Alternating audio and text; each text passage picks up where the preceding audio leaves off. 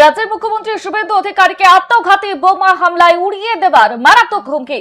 আর এই ঘটনায় কলকাতা পুলিশের স্পেশাল টাস্ক ফোর্স এবং এসটিএফ এবং সাইবার সেল যৌথ অভিযান চালিয়ে গার্ডেন ব্রিজ এলাকা থেকে হাসনাইন ইকবাল নামে 27 বছর বয়সী এক আইটি বিশেষজ্ঞ যুবককে গ্রেফতার করে।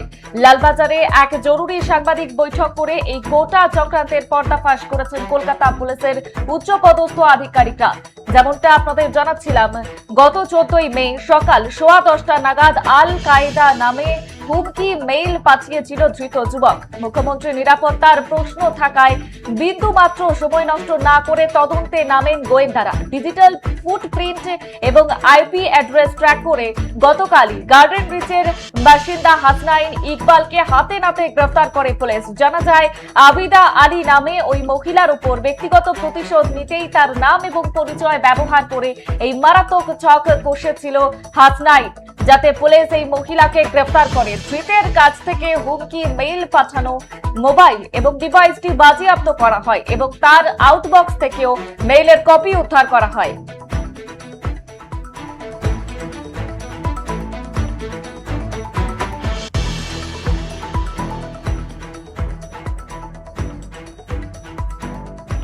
যেমনটা আপনাদের জানাচ্ছিলাম, মুখ্যমন্ত্রীকে প্রাণঘাতী হামলার হুমকি, ঘটনায় গ্রেফতার করা হয়েছে এক যুবককে। এ বিষয়ে বিস্তারিত জানবো। আমাদের সঙ্গে টেলিফোন লাইনে রয়েছে আমাদের প্রতিনিধি সুকৃতি ভট্টাচার্য। সুকৃতি, ঠিক কি জানতে পারছো যাকে গ্রেফতার করা হয়েছে তার কাছ থেকে জিজ্ঞাসাবাদে আর কি কি তথ্য জানা যাচ্ছে? দেখো, 14 মে সকাল আনুমানিক 10:15 নাগাদ কলকাতার ভবানীপুর থানায় একটি অত্যন্ত চাঞ্চল্যকর এবং হুমকিমূলক ইমেল আসে।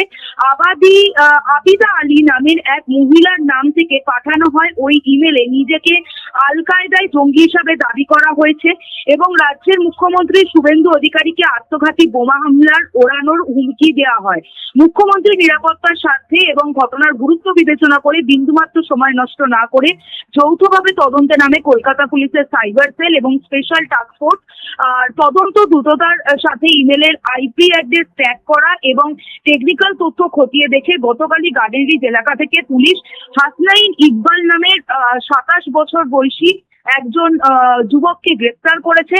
লালবাজারে একটি অত্যন্ত গুরুত্বপূর্ণ সাংবাদিক বৈঠক করেন আজকে কলকাতা পুলিশের অ্যাডিশনাল সিপি বি সলমন এবং জয়েন্ট সিপি এসটিএফ সলমন নেশা কুমার। ধৃত যুবকের কাছ থেকে মোবাইল ফোন এবং ডিভাইস উদ্ধার করা গিয়েছে। মূলত আবিদা আলী নামের ওই মহিলার উপর ব্যক্তিগত আক্রোশ থাকায় প্রতিশোধ নেওয়ার জন্যই হাসনাইন তার নাম ব্যবহার করে ওই মহিলাকে ফাঁসাতে চেয়েছিল। তবে গোটা ঘটনার জন্য পুলিশ এই ব্যক্তিকে গ্রেফতার করেছে এবং ভারতীয় ন্যায় সংহিতার বা বিএনএস এর 353(2), 217(b) এবং 61(2) ধারায় মামলা রুজু করা হয়েছে এবং এই ঘটনার পেছনে অন্য কোনো বড় চক্রান্ত রয়েছে কিনা তা জানার জন্যই পুলিশ নিজেদের হেফাজতে নিয়ে আরো জিজ্ঞাসাবাদ শুরু করেছে। বর্ষা, বেশ, ধন্যবাদ সুকৃতি। যেমনটা আপনাদের জানাচ্ছিলাম, মুখ্যমন্ত্রীকে প্রাণঘাতী হামলার হুমকি দেওয়ার অভিযোগ এক যুবকের বিরুদ্ধে, আর ইতিমধ্যেই সেই যুবককে গ্রেফতার করেছে পুলিশ। লালবাজারের এক জরুরি সাংবাদিক বৈঠক করে এই গোটা চক্রান্তের পর্দাফাশ করেছেন কলকাতা পুলিশের উচ্চপদস্থ আধিকারিকরা।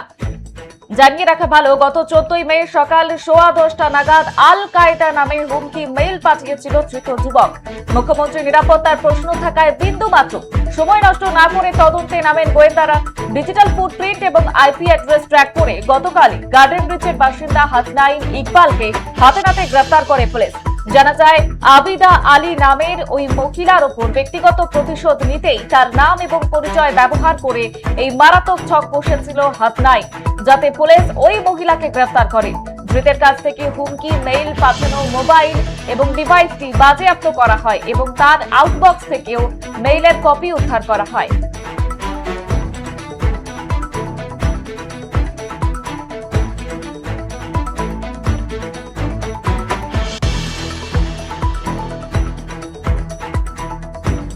है जो সোশ্যাল মিডিয়া और বিভিন্ন লোক যার সাথে ওর বিভিন্ন নাম দিয়ে আমরা যেটুকু প্রিলিমিনারি আমরা দেখতে পারলাম, বিভিন্ন লোকের নাম দিয়ে বিভিন্ন অ্যালিগেশন, ও কল সেন্টার চালাচ্ছে, ওর কাছে বন্দুক আছে, ওর কাছে ফেক কারেন্সি আছে, এরকম বিভিন্ন রকম অ্যালিগেশন আমরা ওর মোবাইলে দেখতে পেরেছি আপাতত। সো এগুলোর উপরে আমরা এখন অ্যাকশন স্যার ওই মহিলাকে আপনারা কি ট্রেস করেছেন যার নাম দেওয়া Correct, হয়েছিল yeah. টিপ বক্সে? কারেক্ট। উনি কিছু বলছেন এ বিষয়ে, মানে কিভাবে উনি চেনেন ওনাদের ফুল আইডেন্টিটিটা কিসের জন্য ছিল?